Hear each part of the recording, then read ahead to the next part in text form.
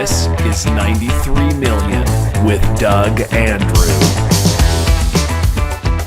Welcome to 93 Million with Doug Andrew, where we talk about how to optimize your assets, minimize taxes, and empower the three dimensions of your authentic wealth. My name is Greg Dukowitz, your host, facilitator, IUL specialist, and lover of breakfast foods. Really all kinds. I'm not very discerning. And in today's show, we're talking about the three dimensions and what they are: fear of financial advisors and ocean attacks. What? And we are joined by New York Times bestselling author of the Laser Fund, and creator of the three dimensions of authentic wealth, Doug Andrew. Doug, welcome. It's great to be here, and I'm celebrating my 51st wedding anniversary today. Yes, congratulations. Congratulations. Glad that she stuck it out this long. If it weren't very happy for you. These two wouldn't be. Yeah, that's right. Well, like my little sister said, bittersweet. you've been married longer than I've been alive. Yeah, that was a profound insight. Pretty much. The wisdom.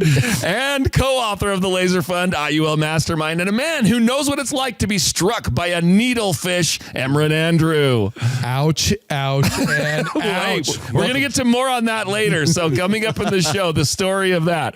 Also co-author of the Laser Fund, the IUL Einstein, and an expert at mercilessly teasing those around him, Aaron Andrew. Welcome, Aaron. Happy to be here. Yeah. And our featured host for today, a treasure trove of wisdom and one who's never lacking for a comeback to one of Aaron's teases, Scott Reynolds. And his face is not very good either.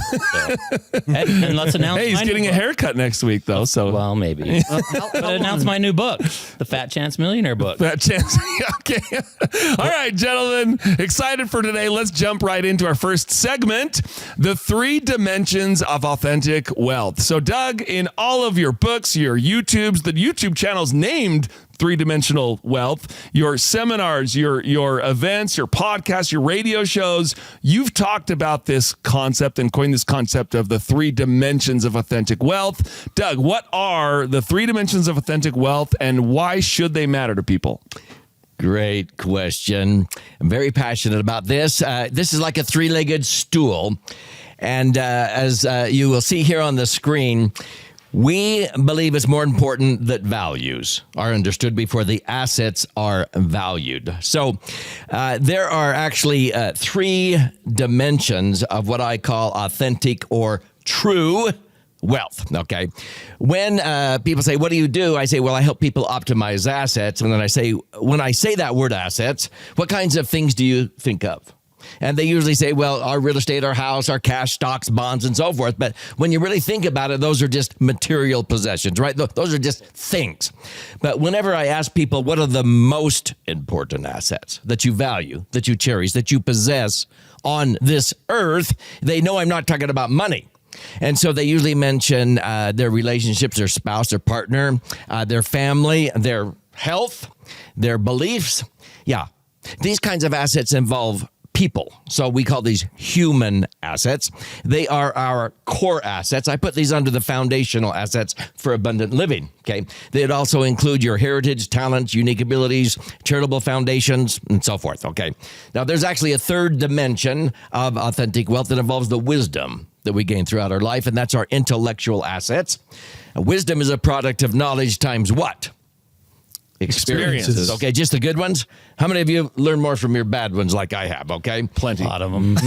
It would include your formal education, reputation, methods, systems, traditions, alliances, ideas, and skills. So these are the three dimensions of authentic wealth, like a three-legged stool. Now, whenever I ask anybody, if you had to let go of one of these three categories of assets, okay, financial, foundational, or intellectual, you had to let one go and start all over accumulating that category, but you could keep the other two categories. Not only could you keep the other two, but you could transfer them into future generations, but you had to bankrupt or let go of one and start over. Which one would you let go of? Intellectual? Abundant-minded people immediately say the financial, the money, the stuff. Yeah. Why would you let go of the money? Because you can get it back. Because we can always rebuild that. You can rebuild that using the other two. Most religions on planet Earth believe we come to this planet possessing the intellectual and foundational assets to one degree or another. Okay, if you believe in a life after this one, like I do, I'm Christian, those are the ones you return to your maker and report on. Have you ever figured out how to take the money with you when you die?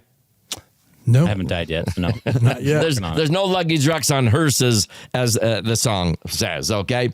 And so, I've always loved the little story, two guys, very affluent, die and they go to the pearly gates. Mm-hmm.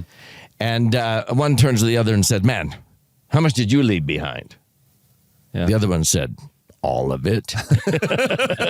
You don't take it with you. Now, isn't it interesting that traditional financial and estate planning in America focuses all of its attention on the least important category on the family balance sheet, the money. Yes. So see, at three-dimensional, we focus on all three dimensions. Well, that's awesome. So follow-up question, why is it that people focus on the financial dimension? Why do they do that while ignoring especially the foundational dimension? Why is the foundational dimension, this is kind of for everybody, why is the foundational dimension so important?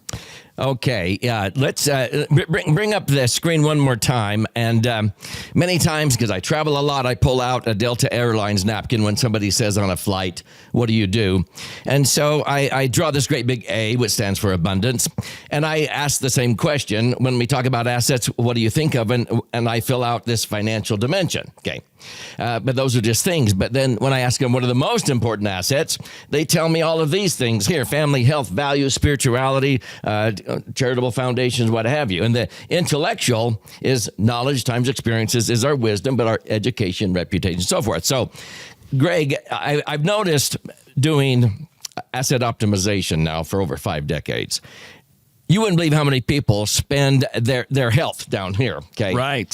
Spend their health down here in the foundational area. Let me highlight that real quick. Down here, they spend their health trying to accumulate what? Their wealth. Right. And then later in life, they're spending all their wealth trying to regain that health. That's right. Stupid, okay? That is very true, actually. Or their whole life trying to do that. Yeah. Yes. Or they try to accumulate their wealth at the expense of their relationships with their family or their God and their children, and they justify it. Well, I'm doing all of this for them. And then at age 62, they got one foot in the grave. And they're on their deathbed, and they're bankrupt in this foundational and intellectual categories. Yes. And so they've been wobbling. They've been wobbling on money, and they're not going to take it with them. But it didn't do anything. It didn't buy happiness. In fact, all of these people are gone now because you were out of balance. So when people say, so what is it you do? And I just say, well, I take the wobble out of people's life because people are wobbling on usually just the money. Sometimes they wobble on just their bodybuilding and they're bankrupt in the other two areas. But so many people, they focus too much on money. Yeah. We're too wobbly. We're too wobbly as a society. Yeah. Emran, why are the foundational assets so important in this picture? Well, it's obviously when you're talking about people, that is what's most important is the relationships, but the others are supporting that. Like the financial category for me supports the foundational. It's the why, right? For me, it's like the why. Why do I go pursue finances? Is so that it helps me fulfill my role to support my family. Mm-hmm. So that my financial supports my foundational, and the foundational is what matters most to me. It's what my passion is. If people ask me what do I enjoy doing most?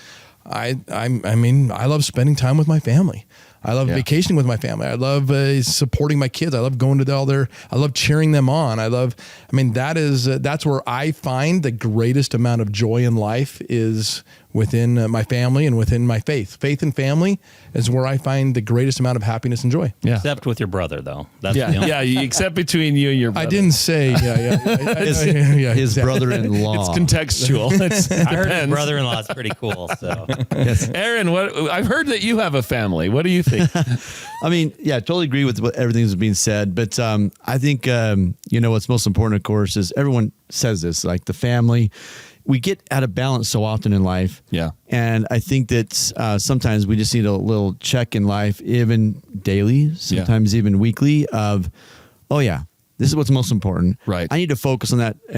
My kids are little teenagers now, but when they were younger, it's like, Daddy, and you're like, I'm busy, I'm working Yes. right now. Right. And how much of us wish we could go back and be like, Yes. because now, like my teenagers, yes, I spend time with them and stuff, but it's not the same as when they were younger. Totally. I have 2 girls and they're adults now, and it's just a wild, wild feeling. It's like they go so fast. Yes. And it's like, we all know this. It's like you need this, the family, the foundational, sometimes you need this, especially, the breadwinners in the family, you need that check constantly of, Right. hey, I need to be grounded, and am I spending enough time with my family? That's what's most important. I know that, but we just get distracted with money. Yeah. Scott, I know you don't have any strong feelings on this. No, What are I your don't. thoughts? No, I think the one thing that we see more often than not, whenever the financial is hurting, a lot of times we take it out on our family or foundation. Yeah, it's an interesting point. And that's really where you get the love and support to get you through those financial. Right. Amen to that. That's a really good point. For So sure. I think if more people did that, we'd have a lot better society today. So Okay. I think, anytime you're going through a rough time, friends, family, like I have some friends that I've been friends with since elementary school, and almost daily we're still I'm surprised texting if you each even other. have friends. Yeah, that's incredible. Kind of shocking. But like still talking to each other on almost a daily or at least a weekly basis on our thread, and we've known each other forever, and it's like that relationship's pretty cool. Yeah. To have like, friends and family, that's where it really matters. Yeah, and you tease them all the time, so nobody knows why. All right, well, let's go to our next segment. But first, just a reminder that if you enjoy this content and you want to see more of it, please like and subscribe. And if you'd like to ask a question, please comment or ask a question on one of our videos, and we may use your question or highlight your comment in one of our next shows. Okay, 3 dimensions of authentic wealth. Let's dive into the intellectual dimension. Doug, back to you. Your entire YouTube platform is built around teaching rather than telling. So IUL, for instance, we talk a lot about IUL. We've done it on this podcast quite a bit. And a lot of our focus, and we see this in your events, in your books especially, right? The Laser Fund is huge. And anybody who's read the Laser Fund knows that, do we hold any content back on that? Do you hold any content back? No, it's very content heavy. Why? And then, of course, the radio show, just everything that we've done, our events. Why is it so important that someone learn for themselves their intellectual dimension about strategies, or like, for instance, IUL strategies, or just anything in life, rather than just taking someone else's word for it or following the crowd? Oh, this is great. As my family will attest, Sherry, my wife, and I, we've always believed more in education than school. Okay, so what do I mean by that? So many times people go through motions. They go to school, but they somehow fail to learn. People say, well, I went to college to get a job. No. You go to college to get an education. Okay. Right. When you get an education, then you go out into the real world and you begin to apply the learning. Okay. And with our readers of our books, I discovered a long time ago, once people get educated about the merits of what we do, okay? Yes. Max-funded insurance. Once they get truly educated, they end up wanting something they didn't know they wanted until they got educated, okay? But as I said in the first segment, some of my best learning has been the bad experiences in life. So it took me losing a home in foreclosure clear back in 1980 to learn about, wow, I thought I had the world by the tail because I had a house worth twice as much as I owed on it, but I had no liquidity and I lost my income for 9 months. And then did I have a rude awakening. So it's actually many times our bad experiences that give us our best education, good and bad. But we have to have a method to capture that so future generations don't have to relearn over and over and over again to make the same mistakes. Does that make sense? Yeah, absolutely. We've learned from previous generations, even Einstein and from and all the scientists and all the developments we've had came on the shoulders of others who came on that, and we're still learning. Of course, Einstein was pretty good, but anyways, Scott, what are your thoughts on this? Well, that's the big thing I've appreciated about Doug. I mean, he's literally spent millions of dollars on things that he's learned, but he shares it freely. Yes. And so many times you see people that are like, well, with my proprietary system, and, and then, you have to pay me to learn it. But Doug is like a wealth of sharing and just wants to share that knowledge. Yeah, sometimes he talks too much, don't you think? Yeah, a lot of times. I'm just kidding, Doug. Just kidding. But we're okay. We're okay. We're all right. Unmute me. Let's take this away from him. All right. So that's good. Aaron, what are your thoughts? Yeah, on the intellectual category, I think going back to like the IUL, for example, and education, it's amazing how many clients, once they've read the book, the IUL Laser Fund or the Laser Fund book, that they, like Doug said, they get educated, they understand, they know. So I am so big on people understanding for themselves. Yes, because I can sit down and teach a client or just tell them like, this is what you should do. Right. This is what you should do. Yeah. And it's like that's easy. It's easy, but it's but the trust comes in where they understand it, why you're telling them what you're telling them, when they have the foundation of understanding what this is all about and how it works. So I love it when this is big, like understand it. Read. Right. So I always require clients to read the book, read chapters, at least 6 through 9 or 5 through 10 of the Laser Fund book, watch these YouTube videos, watch these YouTube videos of Doug to really get a foundation to understand. Because when your education is up here, you're making the decision yourself. You're understanding, you understand the details, the numbers, everything's like open curtain, everything going on, the fees, the returns, it's just so easy. Yeah. For both the client and the advisor.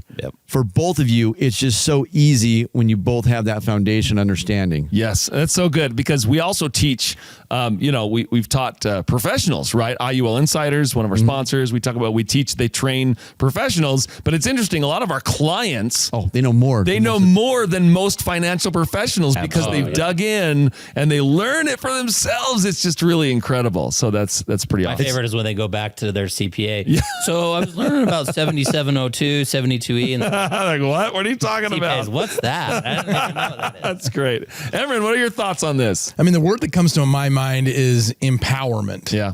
And I'm a very faith-based individual, and I believe God wants to empower me and not just tell me what to do. Right. But wants to empower. Education is all about that. And you don't want to blindly follow either, right? Exactly. Wants to know the why and understanding, the knowledge, the education. And so that all stems from all of that. And if we can do that, we can learn and we can make our own decisions. Like Aaron said, you can always be told what to do, and that's at this level of probably success. If you want to truly succeed, one of the pure definitions of that of even charity is where I'm empowered to be able to make the decisions myself. I'm growing. And so it's huge, whether it's financial, everywhere right there. When you are empowered in order to make decisions yourself, that's what makes intellectual such an important category. Empowered is a great word. All right. Well, if you're enjoying this content and you're wondering how to take advantage of these ideas and how to take control of your financial future and get on the path to lasting wealth, at Laser Financial, we help individuals and families like yours implement proven strategies to grow and protect your wealth. Strategies that don't rely on risky market or high taxes. One of our most powerful tools is the Index Universal Life Policy, or IUL. It's not just insurance, it's a tax-free retirement strategy, a way to grow your money with compound interest and a safety net against market downturns.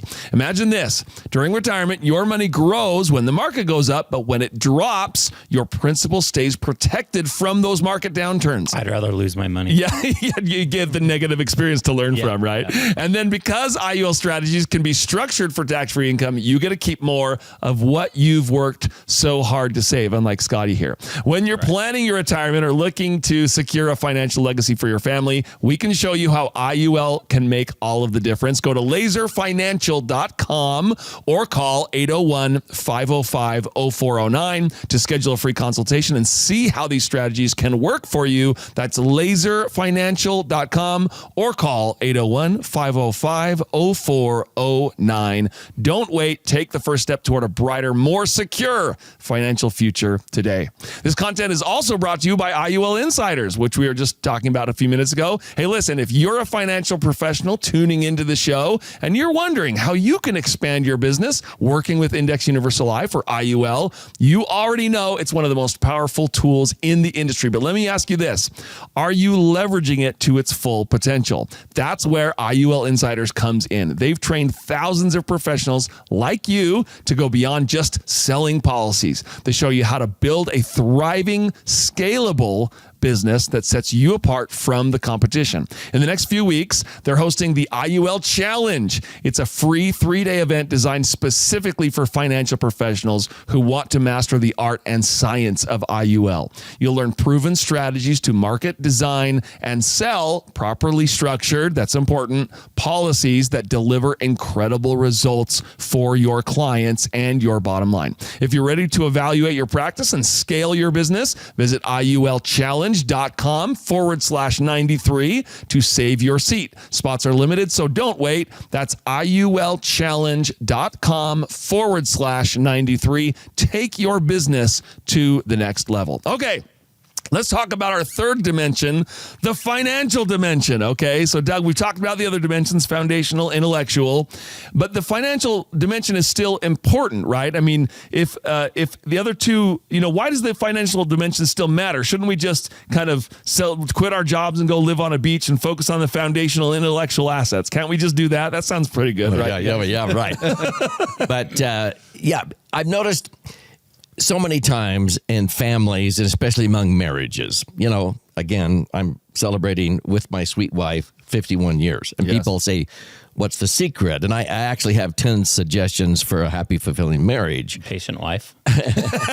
That's exactly right. But you can't believe how many marriages fall apart or they walk on eggshells when it comes to money. Okay. Right. So you have to be very focused on making sure that the financial house is in order and that you're in agreement.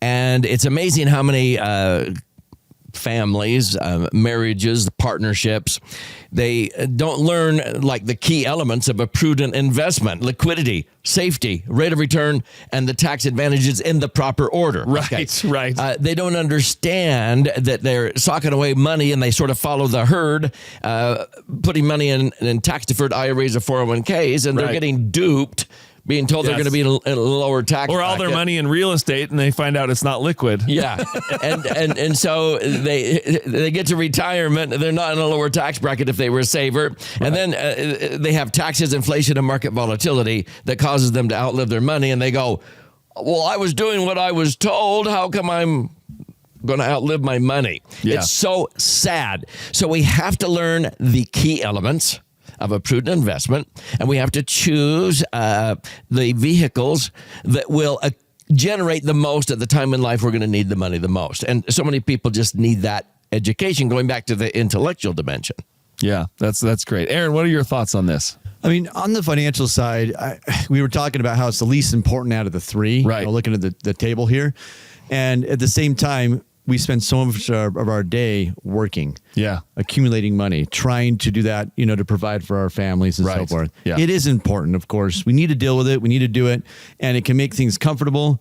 But I think it's just amazing how much in life we learn how to make money, but not how to manage it. Right. And so they don't teach it in high school. I mean, it's just, they hardly teach anything in financial literacy. Don't teach anything. Same thing. It's just the kids, like, for example, it's like they get out and they don't know what to do.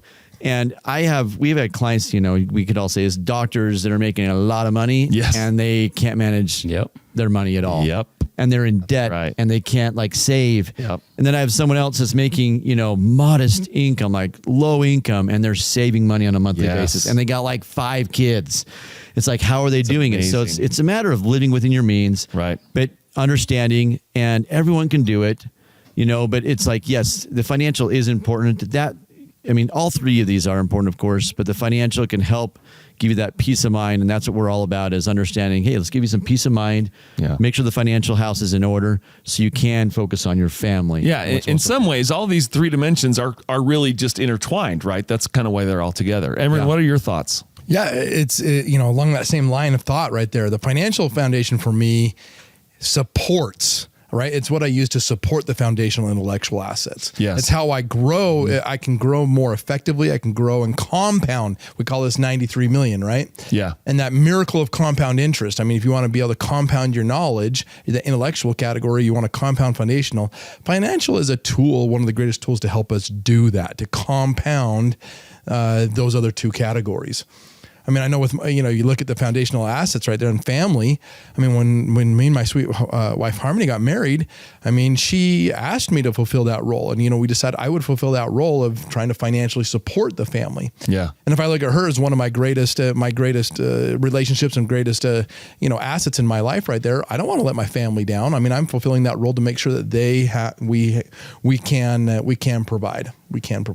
Yeah, that's great. I mean, if we did quit our jobs and go to the beach, we'd end up like trying to dig up crabs like Tom Hanks and just staying alive the whole time, right? So it does matter. Scott, wrap us up on this subject. What's your final thoughts? Yeah, I see so many times that people, though, that are bankrupt in the financial, can make it through, rebuild and all that. But the other aspects are the ones that if they bankrupt those, then it's harder. I've got a friend from Brazil that moved out to America, and he's made himself very successful, but he was raised in the slums of Brazil, but yet because of his discipline and his financial means, he's a very generous person and helps so many people around him, and a lot of times anonymously, and so that is nice having that financial ability to do that. But he worked hard, and but yet he's also giving it back, and that's the big thing. I think giving it back once you have succeeded is huge.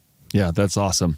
Okay, well, coming up, how did Emran get attacked by a needlefish? But first, our next segment, financial fear factor. Speaking of financial dimension, why most people fear financial advisors. So there's this housingwire.com article that stated that 71% of Americans fear talking to financial advisors. And I found, Doug, I remember when I came to work for you many, many years ago. It's been, 15 to 20 years ago at this point.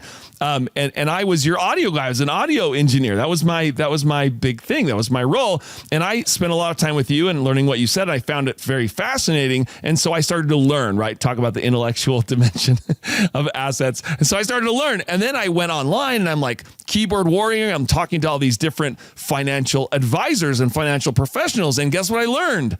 They all talked. They were all kind of arrogant and they acted like they knew what they were talking about. But when you dug in past the surface level, they didn't understand this stuff at all. And I just kind of learned that a lot of financial advisors kind of overspeak people. They belittle people a little bit, and that's kind of how they do things. That's just my thoughts. But Scott, let's just start with you. Why are people afraid to talk to financial professionals?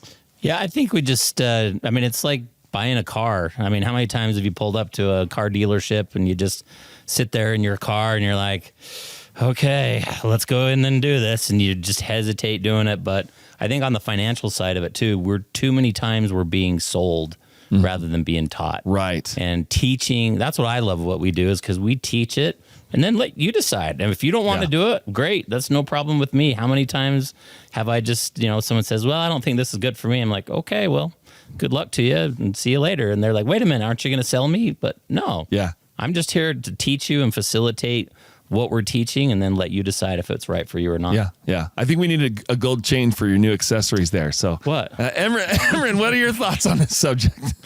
You bet. I mean, most people are afraid of talking about something that they feel like they don't know anything about or don't know enough about. Yeah. Right. Our educational system does not empower us to learn about money and finance. We don't have money and finance classes, core classes in school. Yeah. Right. So, even college, right? Yeah. So, I mean, how many of you are like, I'm going to go talk to I want to go talk to somebody who like, I feel embarrassed because I don't know what I should know. Right. And then you go talk to someone and they kind of like use all these fancy words and kind of a little bit. And a lot of financial advisors, sadly, I mean, it's like they make their most money if they can make sure you feel like you don't know anything. So you have to what? Do everything. Trust me. Yeah. And that can tell you, instead of empower you, I'm going to tell you everything you can do with your money. Right. You rely on me.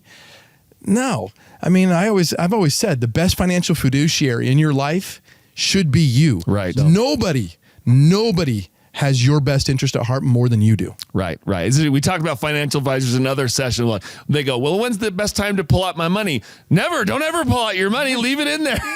Why am I doing this anyway then? Why? I mean, why? Because why? Because they want you. That's how they make their money. Is you leave your money in there with them, right? Yeah. So, okay. Aaron, what are your thoughts? Just to add to that, I mean, I have clients come to me and sometimes like one spouse will not want to say anything because they feel illiterate, financially intimidated. Yes. They're so intimidated. Or they've had a previous experience where they spoke up and they felt belittled or something. Yeah. And sometimes they say, oh, it's going to be a dumb question. And it's like, no. So one thing you need to get, some people just need to get over is just like, hey, it's okay. This isn't something you do all day. Right. We are experts in this area. Like I'm not an expert in other areas of the financial, right. We are experts in hardly anything. I mean, you don't know very much about anything else. That's what it's like. No, it's like truly, that's what you tell clients. I'm like, hey, I'm an expert in this strategy, these areas. I'm not an expert in crypto. We're not an expert in Apple computers. Yeah, Apple computers. And that's where it's like vegetables. The thing with we won't go there, Scotty. But anyways, with this, I think one thing is like, hey, jump in. You can learn, and it's important to be open with your questions. Don't be afraid. Don't be afraid. Don't be afraid to ask questions. Yes. Yes. Ask, and it's okay if you don't understand. Yep. And that's where an advisor, we're here to help you to understand this and to get you the education. But we want you to understand this. Yeah. Not just take our word for it. That's why we have an incredibly long, detailed book. The last update was 325 changes. Yes. 25 pages is added. Yeah. I know because Doug and I recorded all of them in the studio. It was a lot of work, right, Doug? Absolutely. It's sad how many times, too, that you see people that come in and they're afraid to ask questions just because they've been bullied. Yeah. But it's interesting. Some of the most successful people on this planet, it's because they're so inquisitive and they're not afraid to just ask and ask and ask. They don't worry about looking dumb. They learn. That's how you learn, right? Yeah. That's the weird part about us or what we do is how many engineers do we meet with? Yeah, we have a lot of engineer clients. And I love them because they figure it out for themselves. Yes. Holy cow, this works. Yes, exactly. Well, just last week I spent a lot of time with family on a vacation, and our nephew, a lot of not Greg's, but the rest of our nephew James, he asked so many questions. I was like, an inquisitive kid, so inquisitive, but he's smart, very smart, and he's learning a lot because he asked so many questions. I'm like, dude, okay, that's enough. Enough questions about that. Where do needlefish come from? Okay, Doug, round us out on this topic. What are your thoughts on this topic? Re-emphasizing people often feel intimidated. Mm-hmm. Okay. And so they're afraid because they might be embarrassed because they haven't saved very much or they don't want to look dumb or whatever. Okay.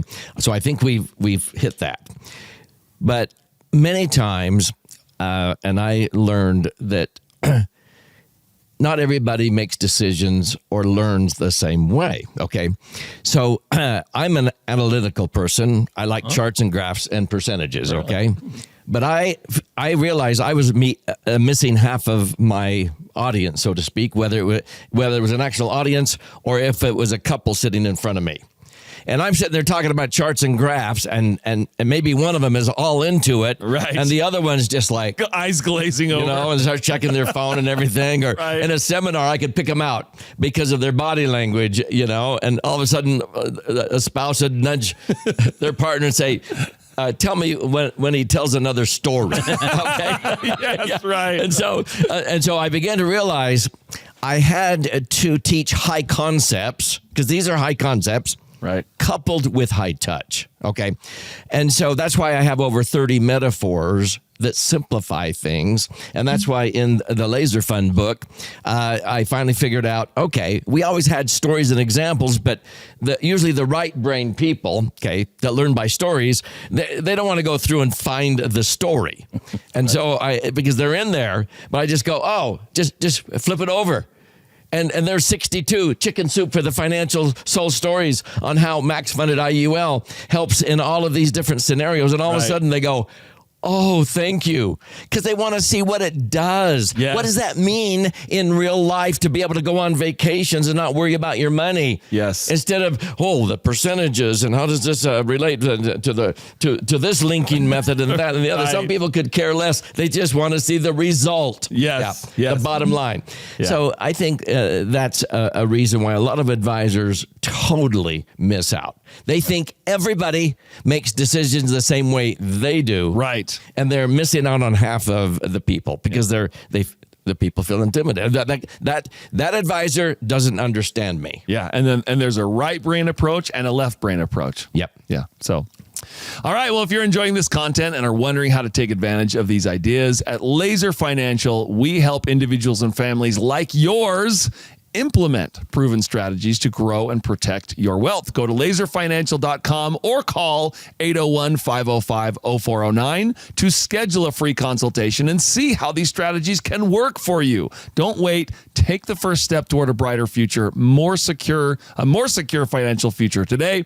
Also brought to you by IUL Insiders. If you're a financial professional tuning into the show and you're wondering, how can you expand your business working with Index Universal Life or IUL? Join us for the IUL Challenge. It's a free 3-day event designed specifically for financial professionals who want to master the art and science of IUL. Visit IULchallenge.com/93 to save your seat. Spots are limited, so don't wait. That's IULchallenge.com/93. Take your business to the next level. When bad things happen,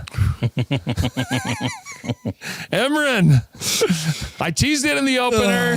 We've teased it a couple times. How did you get struck by a needlefish? And why are you such a big baby? A needlefish doesn't sound very dangerous. I survived an ocean attack. Oh, is that what It's an ocean attack. But man, I mean, these things are serious. The worst, experiencing probably the worst dead leg I've ever had in my life. Yeah. But I'm just out there with my family. I'm with my family snorkeling in the ocean at night on a guided tour with manta rays. Yeah, right. Out of nowhere, my leg just gets smashed, like slammed. I had thought I got hit by a boat propeller. I mean, it just hit me. And I got speared. I thought it was, and the tour guide saw it. A dolphin was chasing this needlefish, and this needlefish darted 30 miles an hour. Yeah. 30 miles an hour. Right. Now, wait. I think we have a picture of the needlefish. Here we go. There you go. There's the picture. Hey, you got to show it on the screen. Hey, show it on the screen. They can't see it. Show it on the screen. There's a picture of the needle. There we go. I had one of those nibble at me one time too. That's why it's called a needlefish, size of a sewing needle. Okay. Here's another. They can actually grow pretty big. Here's another picture of a needlefish. Yeah, and the tour guide told me it was about a 2.5-3 foot needlefish. Yeah, that's actually about pretty as big as they get. He's a fisherman, isn't he? Yeah, and if you're out there, if you're listening, you may or may not want to Google, needlefish attacks. Oh, no, Just don't. viewer discretion is advised because it's pretty gnarly. That's pretty crazy. Two professional surfers killed by needlefish. Yeah. It was nasty, man. It hurt. Yeah, you said you got a dead leg. Can you give Aaron a dead leg with the same intensity so he knows how it feels? He's giving me plenty of those as a kid, but nature's way of revenge for Aaron. But he immediately quoted his father. Most men wouldn't have been able to survive something like this. But because he's an Andrew. Yeah.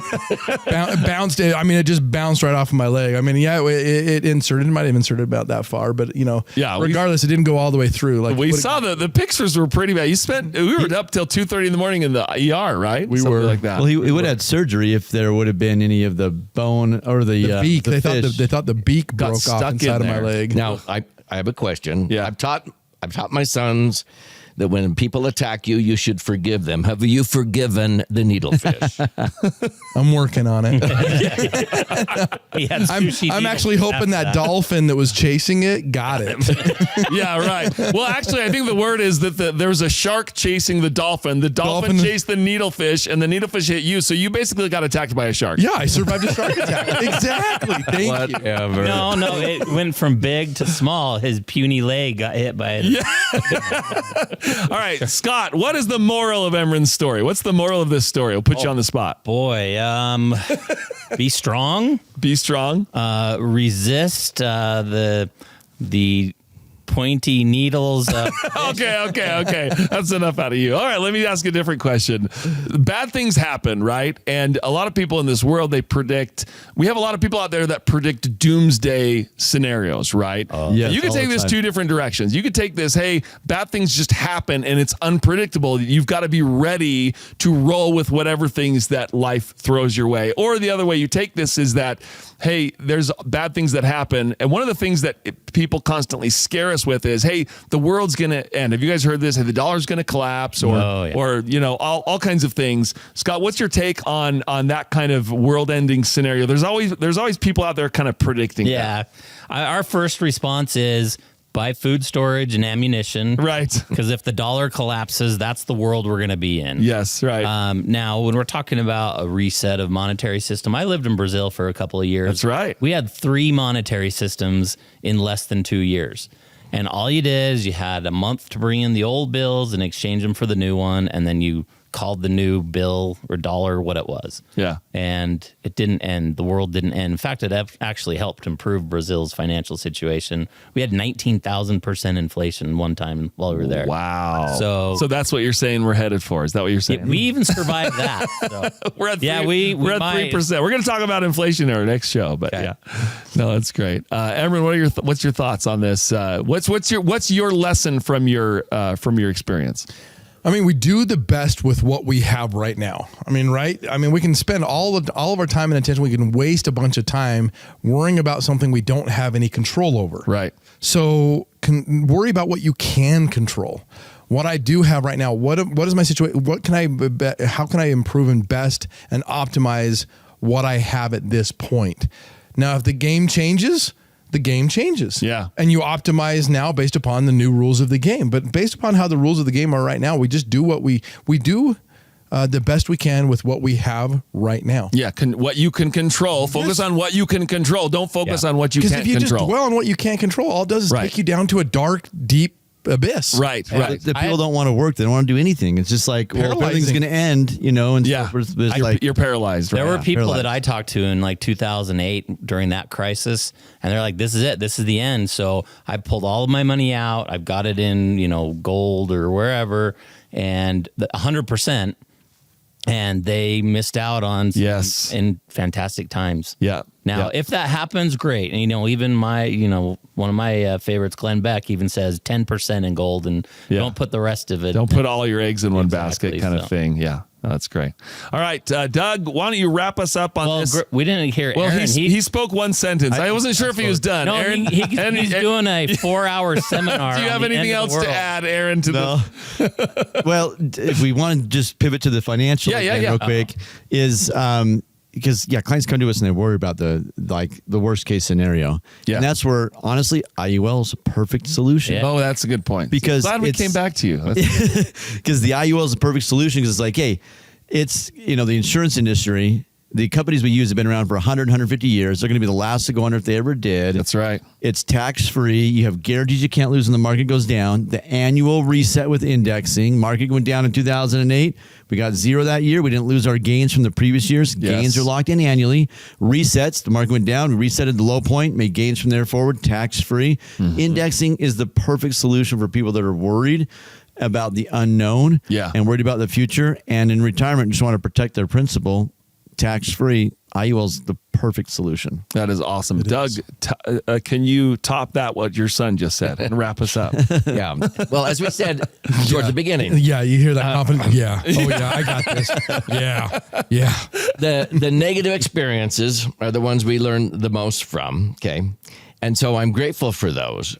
And so as we look at the financial dimension here, as Aaron just articulated, one of my favorite financial vehicles, max funded IUL, because you can sit around all day long and do what if, and most of the what ifs that people bring up will never happen. Well, what if the market goes down for 30 consecutive years? Right, yeah. And they charge you the highest mortality. You know, it's like the American dollar will be worthless, okay? The likelihood. And so what you do is you are always prepared to act and not have to react, okay? Right. And when you act with max funded IUL, it's immune from taxes going up. That's the biggest danger that causes people to outlive their money. And then inflation, you can have inflation work for you instead of against you. And then you're immune from market volatility. So all these big dangers that people usually are worried about, they're eliminated with our favorite vehicle. And you got liquidity. Like if you do need to pivot, Yes. if for some reason something is that bad and you got to pivot, how much faster is it you can pivot with liquidity than you can if you have to like sell off assets? Take 10% penalty and pulling it out Right. for $4.59. Liquidity with no tax. It's just like and you can put great. it back. It's so cool. It's sort of like, you know, if you're prepared, you will not fear. Right. Yep. And so I deem being prepared is in a position of liquidity, safety, earning predictable rates of return, and tax free.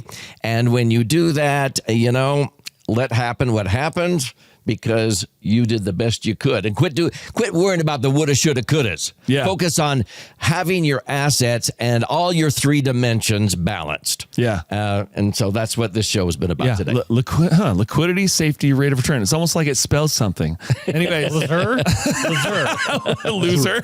No, not loser. Or just loser. laser. Oh, laser. Okay. Oh, laser. All right. Well, just a reminder that if you enjoy this content and you want to see more of it, please like and subscribe. And if you would like to ask us a question, please comment on this video and we may use your question in one of our next shows, or use your comment. Who knows? We could take a look at it. Well, that's all the time we have for today. May you optimize all 3 dimensions on your balance sheet of life, and may you never get struck by a needlefish. Thanks, and we will see you next time.